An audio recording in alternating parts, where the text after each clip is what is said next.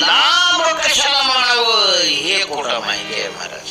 हे संसाराच्या दृष्टीने लाभाचं स्वरूप वेगळं आहे आणि परमार्थाच्या दृष्टीने लाभाचं स्वरूप वेगळं आहे.